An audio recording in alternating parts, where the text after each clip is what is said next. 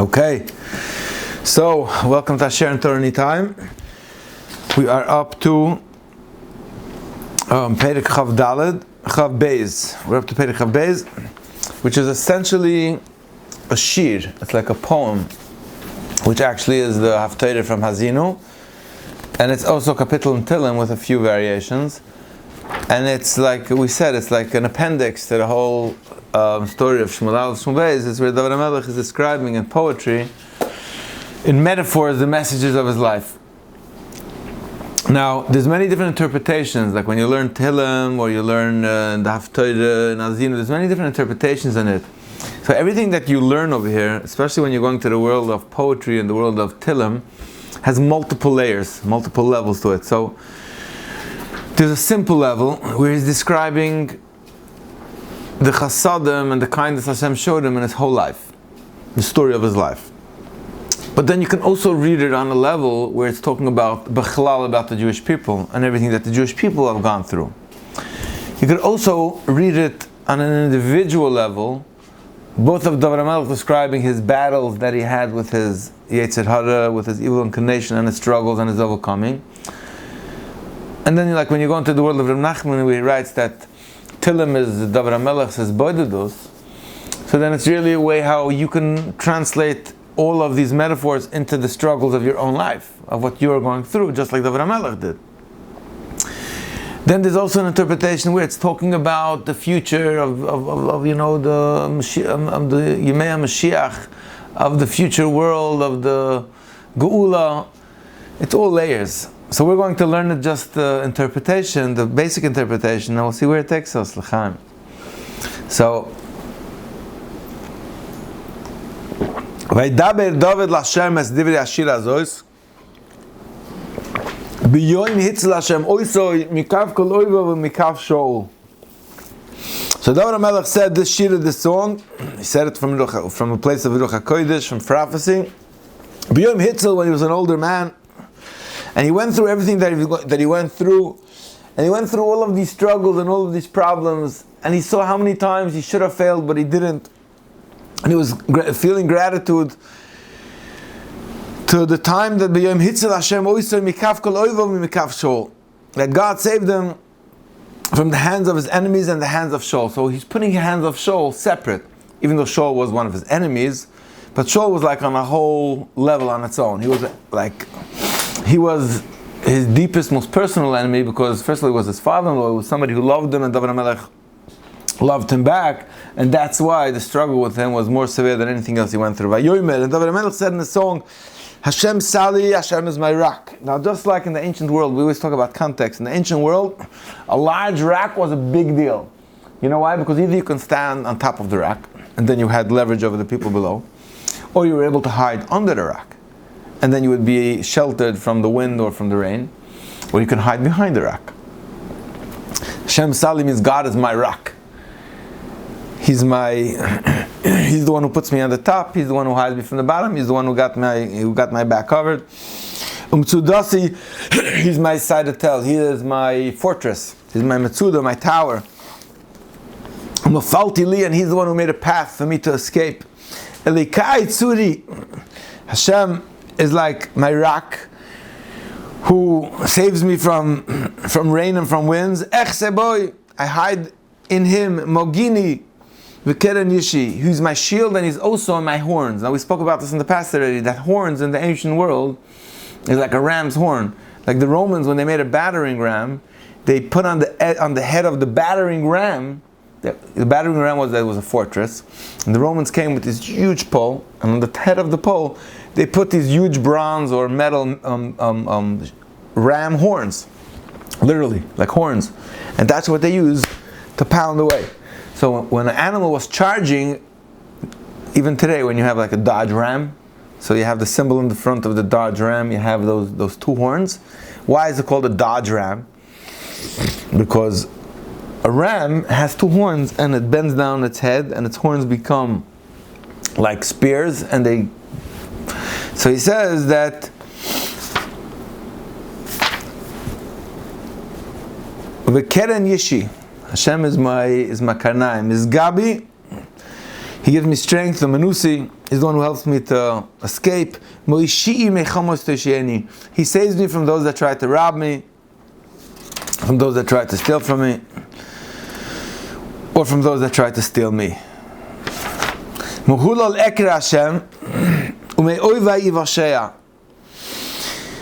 This is a very, very deep pasuk in Tehillim, but it comes from here. He says, Mehulal ekra Hashem u'mo'evet Yivashea. David HaMelech was saying a technique. He said, when I wanted to ask Hashem for help, I never went to Hashem and I said, help me. I said, Hashem, you're so good to me. I want to praise you, Hashem, for all the kindness that you've given me. And from that thank you, Hashem place of being full of gratitude of how much Hashem gave him, he said, Hashem, you've given me so much. Thank you. Thank you some more. Please give me some more that I can thank you some more. That means, Muhula lekra Hashem. I used to cry out to Hashem from Hilul, from praising Hashem, and therefore me'oivai yivasheh, which is a very good, practical technique that we need today, and there's a huge movement to thank you Hashem. The point is that when you're in a place of gratitude, and you ask for something, you're asking from a much healthier place. You're not asking from a place of need. You're not asking from a place of want. You're asking from a place of gratitude. And when somebody asks you from a place of gratitude, it comes from, it's a whole different request. When somebody comes to you and he says, I appreciate so much you've been doing for me, and he tells you all the things you've done for him, and he says, I have so much gratefulness from you, would it be possible for you to help me be grateful to you about this too? I'm so grateful for you for A, B, C, D, E, F, G. Can you help me be grateful to you on H, I, J, K, L, M, N, O, P? It's a whole different comprehension. Because when I was surrounded by waves of death, and there was these a river of the shoyim of evil people were here to drown me, to scare me.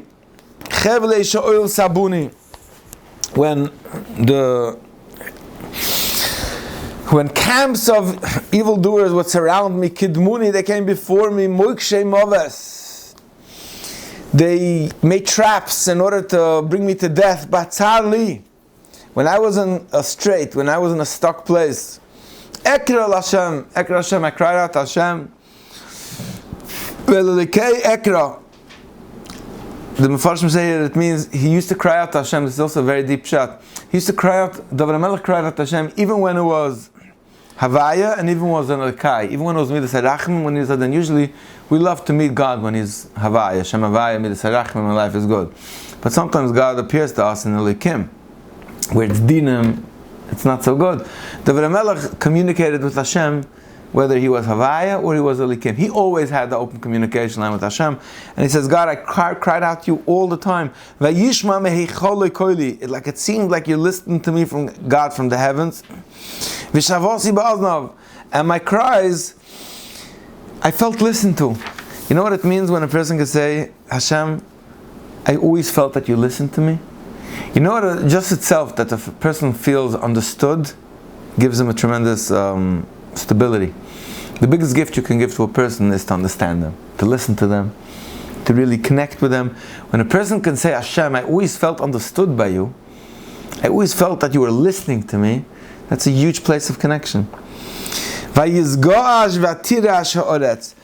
when the world seemed like it was trembling beneath me, like it seemed like the heavenly hosts, the angels, they were trembling. There was volcanic eruptions going on. The world was shaking.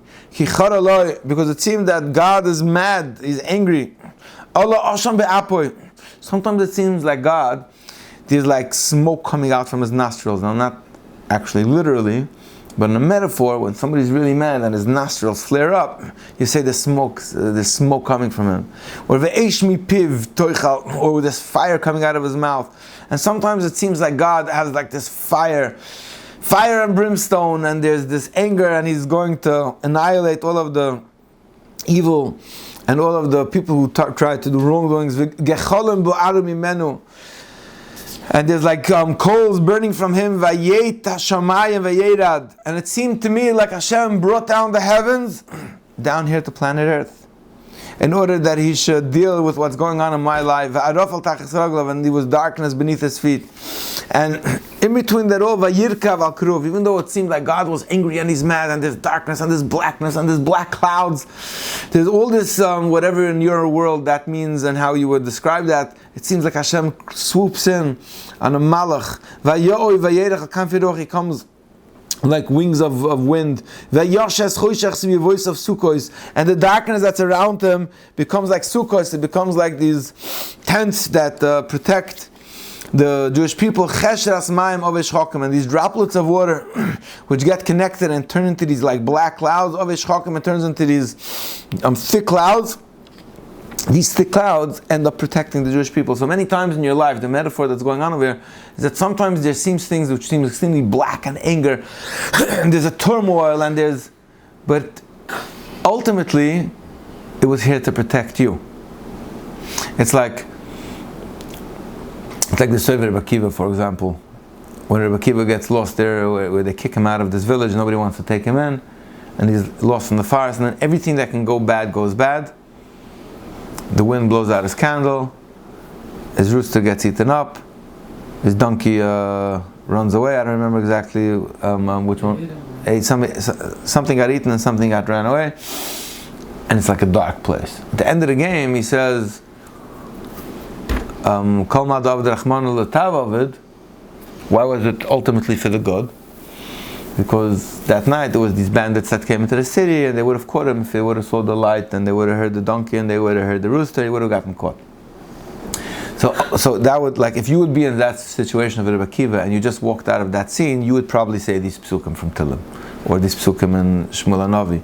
You would say that God, when all the droplets turned into this black cloud, it was really here to protect me. You would say, all this fire and brimstone, I was like, how am I going to survive in the dark? I don't have any means of transportation. I don't even have a way to see anymore. I don't have a chicken. I don't have anything. But ultimately it was for me. That's what David HaMelech was experiencing, maybe. Or at least we would say these psukim when we would be in that situation. Noiga negdoi. Hashem is not darkness. No, his darkness is noiga negdoi, it's light that's coming from him. Ba'arugach le'eish, in order to bring light, to enlighten the Jewish people. And all of these gecholim were really arrows. Everything that seemed to you to be a negative was really a positive somewhere down the line in your life.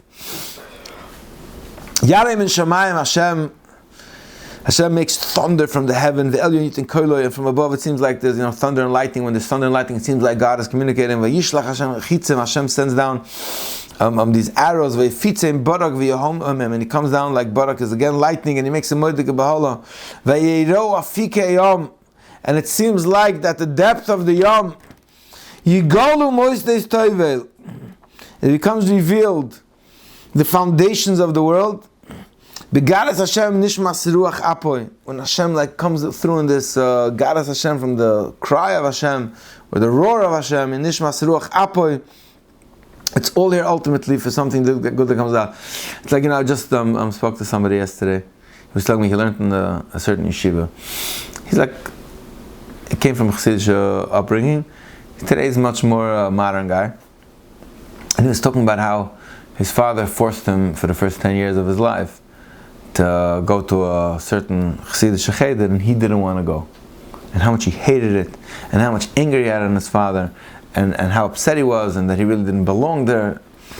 And I asked him, okay, looking back at the whole story, now that this guy's an extremely successful guy, very well-rounded, really good guy, kind person, bach chesed, helps people the whole day, really good life. I asked him, if you wouldn't have gone through these 10 years of being in this cheder that you didn't want your father to send you because of the whole story, would you have ended up who you would have ended up today? And he said, absolutely not. No way. No way. I would have never ended up. The only reason why I ended up was because I had to go this, and this taught me that, and that taught me, and we figured out. These are the psukim of Tehillim, which is describing that experience of when you connect the dots and you realize that all of the old anger and blackness and darkness and who knows what was ultimately here to bring you to a better place. So now David is being mishamech. Sometimes I just feel like I'm going spiral. True. And every round of the spiral, you have to say Tillim again. That's why we say Tillim again and again, because every round in the spiral, you come to a new realization that the last round, which I thought was so terrible, was also. Hashem sends malachim to save me. He saved me from strong enemies. The ones that were stronger than me. When my enemies came to bring me down, Hashem was there to save me. He brought me to a merchav, he brought me to a safe place, to an expanse. He saved me from the tzoros because Hashem wants me. It's also another very juicy pasuk and tell him, you know why Hashem always saves me and always ultimately brings me to a better place from where I came from? Because He wants me. This is something every single Yid has to chaz it over 1,000,000 times in his life. Hashem wants me. Hashem wants me. Yigmaleini Hashem kitzidkasi. Hashem gives me. Oh, there's another moedik in the kuda. David HaMelech realized Yigmaleini Hashem kitzidkasi. Hashem gave me like my own tzidkis.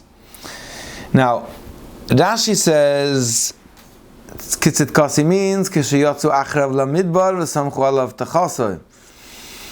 It means that when the Jews listened, this is like a metaphor on the Jewish people, that the Jewish people were good, therefore Hashem saved the Jewish people. But on a personal level, the Melech said, look, I did good. I could have killed Shaul. I had enough opportunities to knock him off, right? You remember the stories that he had to kill Shaul? He didn't. He said, just like I didn't kill Shaul, even though Shaul was deserving of death, Hashem later was kind to me, even though I wasn't so perfect either. The good things that I did, Hashem did back to me. Because I kept the ways of Hashem. I didn't do evil to God. I did the best I could to keep the Torah mitzvahs. I did the best to be. And I was a tomim. I stayed simple. I stayed wholesome. Lord Hashem, and I tried to protect myself from sin. And Hashem repaid me like my own tzidkis. So even though it seems like it's like gaiva, that Shmuel, that David HaMelech was saying, I was a good guy, so Hashem was good to me. But they say there was this video that was going around. I don't know from who it. They said it's from Rav Kook, but I don't know if it's actually from him. I don't know who. But the idea was that just like you make a video, just like you say Achet, person says, makes a cheshbon nefesh, and he says Achet, shecheton l'fnecha, I sinned in this, I sinned in that. The person also has to make the same cheshbon nefesh on all the good things that he did too. If you were making an account, a cheshbon, you running a business, and you have a profits and losses, P&L. So let's say you're driving a taxi, right? So there's expenses. It costs you're paying a lease for the car, or you bought the car and you're paying payments every single month. There's oil changes, there's repairs, you have to buy new tires. Once in a while you get a parking ticket, once in a while you get a real ticket, and then there's costs of running a car. Well, then you have income from the car. You have people hiring you for rides. You also have to clean the car. At the end of the game, you make a profits and losses. So you say, okay, it cost me this car, I'm making up a number, $1,000 a month. That was maybe before the gas went up. It cost me to run this car $1,500 a month. It brought in $10,000. What's my profits? As I made $8,500. My losses were $1,500. So somebody goes around and he says, "Oh, I'm mamish, it's a disaster. My life's a disaster." You know how much gas costs? You know how much cars cost? You know the price of gas is now $5.19 on the whatever. It's crazy. And you know that this cop pulled me over and it wasn't fair, and he gave me 3 tickets, and I have to pay a lawyer now. Life is all messed up. That's the losses. What about the profits? If you're making $10,000 a month, the big picture. So really, that's really what a cheshbon nefesh is. A cheshbon nefesh is you also have to. Everyone's used to in cheder or in yeshiva that they taught you that a cheshbon nefesh means you beat yourself up and you tell yourself how bad you are. When in reality, it's not that. In reality, things that you need to fix, you need to fix. But the things that you're good at, you have to appreciate and say, hey, thank you Hashem. And because I'm doing all of these good things, and because you gave me the schis that I could do all of these good things, therefore I'm zoche that you're kind to me too. And that's what David HaMelech is doing here on simple pshat. And he says, im chassid is chasad. He says, if you're a chassid, if you're pious, then Hashem is pious with you. Im gibor tamam titamam. If you're strong and tmimus, titamam, then God is tmimistic with you. He's wholesome with you, or He's a tamim with you. Im navar titavar, with a pure person, Hashem is pure. But v'im ikesh, but with action, somebody who's stubborn, tispatal, titapol. He leads you he leads you he leads you down the path that you want. So if you're going to be a dry cup, Hashem will be a dry cup with you. You'll lead the life of a dry cup. If you're going to be shrewd, then you'll live a shrewd life. If you live a simple life, you'll live a simple life. It's like a mirror. Hashem Tzilcha, the Hashem says, Ves am oni toshia, ve'enecha aram tashpil. Vel am oni, and to the Jewish people who are machnia themselves like aniyim, like the poor, toshia, ve'enecha aram tashpil, and those that hold themselves so haughty and big, Hashem brings them down. Ki ata nedi Hashem, because you are my light. Hashem yagia choshki, and you're the one that enlightens my darkness. Ki becha arutz gedud, because with your security, arutz gedud belekai adalek shur. My enemies get beaten down, and with my bitachon and with my security and my God, adalek shur, I could jump over a choyma, I could jump over a wall. Everything is possible. Hakel tomim darkoi, Hashem is tomim darkoi, His ways are tomim, His ways are pure, straight and simple. Imras Hashem tzirufa, the words, the avtacha, the promise of God is pure without any,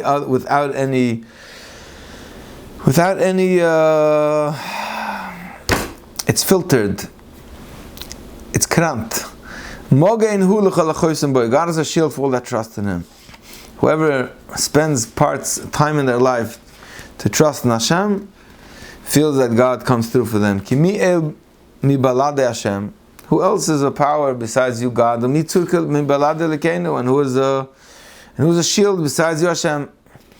And David HaMelech is Meshabeach Hashem in all of the battles he had on his wars. Now again, we said before, either wars could mean his physical wars or it could mean his personal battles.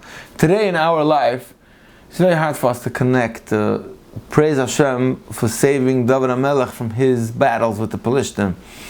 But it does a lot, it does resonate when we thank Hashem for helping us with our inner battles. Because ultimately that's where the battles go on today. And this is the psukim. Hakel ma'uzi choyel vayater tomim darki. Hashem gives me strength. Vayater tomim darki. Mishaber raglu ka'ayolos. He straightens my feet to run as fast as ayolos, as a gazelle. Va'al bamoso yamideni. And He puts me in a very high plateau. Melamed yodel mechama. He teaches me how to wage war. You know, every single time you learn the technique in life, you have an inner struggle in your life. Let's say somebody's struggling with addiction, and you learn the technique that helps him overcome that addiction. Then it's melamad yodei lamilchama. You taught me. Let's say somebody was a pushover, and he always used to feel that he was abused and he was shafted from job to job, and he learned how to stand his ground. Melamad yodei lamilchama v'nichas keshes nechushes zerayosoi. And you taught me how to go through difficult terrain. Vatitan li mogen yeshecha. And you taught me how to hold a shield. Va'anuischa tarbeni. And from your humbleness, you always were kind to me, for no reason, even though I didn't deserve it. You know how many times we fail in our inner struggles, and Hashem still comes up somehow, that it comes up for us a solution, and we learn how to cope with life? That was a free gift. Hashem gives us free gifts to cope with life on life's terms. Tarchiv tzadi tachteni, le'ma'adu karsuli. You taught me how to walk straight in a straight line. You taught me how to walk like a man. You taught me how that I should walk confident. With your help, Hashem, you helped me that I should be able to win over my inner demons. And I decimated my enemies. And not only did I hit them, I knocked them so down that they never came up again. In the field. Sometimes people had in their youth, or when they were young, they had real problems, real struggles, and they beat them. We always walk around that everything's so terrible. You meet people when they're 40, 50 years old, and you ask them, tell me, what struggles did you have when you were like 20, that you thought the world was going to end? And they tell you, when I was 20, I thought, this is my biggest issue in life. Now I have different issues. He said, what happened to that issue? Oh, that issue is gone. That means that not only did you knock it out, you knocked it out to the point that it never comes up again. You learned and you developed. And Hashem hast mich intergegartelt. You hast mich bewaffnet. You armed me. And my enemies started to escape, run away from me. You always helped me. And there was never a help to me. There was no help to them. El Hashem v'loi ono. Ve'eshchokem ka'afar eretz kititchutu sadikem. So ve'eshchokem, you helped me pulverized. Ka'afar eretz, my enemies like the dust. Kititchutu erokem. I've squashed them totally. Vatfalteni merive ami. Even if we're talking about on the level of the Jewish people, I just want to give you an example how you can touch this whole psukim and tilim on the national level. You know how many years ago Jewish people felt that they were the dust of the world, they were nobody. 60 years ago, 70 years ago, 100 years ago, Jews were nothing. They were nothing. They weren't even a minority. They were the most scorned minority in the world. There's so many struggles that Jewish people had today that don't exist anymore, and we don't even recognize and appreciate it. Let's say, for example, the Jewish people around the world weren't able to live in big cities. This was for years. Generations, decades, centuries. They lived in ghettos. Jews weren't able to employ in free trade. Today, around the world, Jews, you look back at these struggles, you say, we squashed that. We're free. We can practice our religion. We have our own land in Eretz Yisrael. We have political power in the world. We innovate. We bring medicines to the world. We bring wisdom to the world. We bring morality to the world. We bring so much goodness and kindness to the world. All of these past demons don't exist. And we don't even recognize it. And that's when you say, Ve'eshchokem kafar eretz, kitit chutzes adikem, ve'erkoem, vatfalteini merive ami, tishmereini l'rosh goyim, am lo yodati, ya'avduni, b'nei nechor yichachshuli. All of the nations of the world who told me lies, they used to lie to me. Lishmoya ozen, because they heard about my strength, so they realized that they're afraid of me. Yishamuli, they listen to me today. People who used to lie to me, they listen to me today. B'nei nechor, yiboilu. All of the umas ha'olam, the enemies of the Jews, fell away. V'yachgru mimizgareseyam. And they became cripples. People who were so powerful against us, and they caused us so much harm, they're cripples today. They're crippled. Chai Hashem uvarach tzuri. That's what we sing by Chai Hashem uvarach tzuri. That's what we sing Shabbos by day. Chai Hashem. Chai Hashem. Long live the King. Chai Hashem. Hashem is alive. Uvarach tzuri. Vayaram alekei tzur yeshi. Hok'el hanoisen nekomos li. God who took revenge for me. This is in the text. Is it the same text? Similar. It's based on this text. Ha'ela noisen nekomos li umoyredo amem tachteni moitzi'i me oivoi umikomai tiroi memeni Umeish chamosim tatzileni. So this is all descriptions of, all different metaphors of how in the end game, life was tough, I thought I'm going to go under, you saved me in unexpected ways, I have gratitude to you. This is basically what's going on here. Therefore, I am going to praise your name, Bagoyim, in the nations. If you want to know why Jewish people today have an obligation to make a Kiddush Hashem and bring goodness and kindness to the world, it's because Alkein Oitcha Hashem Bagoyim. Jewish people have to thank Hashem where? Bagoyim, in the nations. You know how you thank Hashem in the nations? When you're kind to the nations. When you bring innovation and insight and morality, when Jewish people help the nations, that's how you're thanking Hashem in the nations. Alkein Oitcha Hashem Bagoyim. I'm going to be mafarsim your name, and I'm going to sing your name. It's always good to know that whenever you make a Kiddush Hashem Bagoyim, whenever you make a Kiddush Hashem, and you show the world what Jews are capable of, how much goodness and kindness, wisdom and inspiration, morality and fairness there that we bring to the world, then you're saying, Alkein Oitcha Hashem Bagoyim L'Shimcha Azameir. Migdol Yeshuas Malkoi, that's what we say by benching. Oisei Chesed L'Mshichoi. Migdol Yeshuas Malkoi, Oisei Chesed L'Mshichoi, the David L'Zare Ad Olam. To David and to his nation Ad Olam. That's the end of Perek Beis. I just want to tell you, I heard from a shir from Rabbi Breitowitz, an amazing shir, Stam Anach, Yitzchak Breitowitz, and he says there, he says there that if you ever look into a bencher, it says over there, Migdol Yeshuas Malkei V'Oisei Chesed L'Mshichoi. There's Magdil and Migdol. You ever saw? In every single bencher? And it says, Magdil Yeshuas Malkei. Ube Shabbos Oimrim, Migdol Yeshuas Malkei. So there's this minig that in the week you say Magdol Yeshuas Malkei, Shabbos you say Migdol Yeshuas Malkei. So the Torah Tamima came to his father, the Aruch HaShulchan, and he said that he figured out where this came from, where this minig came from. It was a mistake. He said, really, it says Magdal Yeshuas Malkei, and the printer wrote Beis Shein Aleph, Shmuel Oimer Migdol. The nusach is Magdal Yeshuas Malkei. That's the nusach that we say in benching. And the guy who wrote the printer wrote Shmuel Oimrim, in the Navi Shmuel, it says Migdal Yeshuas Malkei. So the translator who translated the Rosh Tevis Ubeis Shein Aleph translated Ube Shabbos Oimrim Migdal Yeshuas Malkei. So what happened then? The week it became Magdal Yeshuas Malkei, and on Shabbos it was Ube Shabbos Oimrim Migdal Yeshuas Malkei. So the Tartamim told us this father the Aruch Laner, and he said it's a good chap, but you still can't change the Minig Yisrael.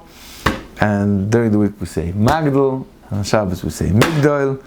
And the message is that whenever you find that you're going through personal struggles, or that you look back in your life and you say, hey, God was good to me, you can say this pasuk of Tillim, or you could read it straight from the Navi, Shmuel HaNavi, and express your gratitude to Hashem that He's always here for you, even when it seems dark and gloomy. Chan.